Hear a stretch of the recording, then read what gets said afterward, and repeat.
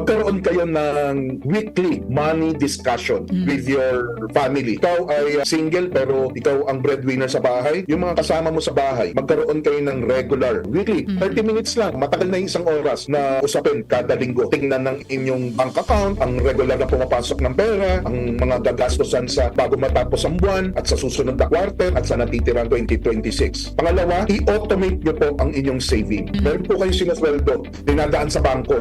Pumunta po kayo dun sa account nyo, depository account nyo, yung payroll account nyo. Kausapin nyo yung bangko, sabihin nyo, mag-open kayo ng auto-debit account para bawat pasok ng pera doon sa inyong bank account na pinapasok ng inyong sweldo, automatic 500 pesos bawat sweldo. Open na doon sa pangalawang bank account.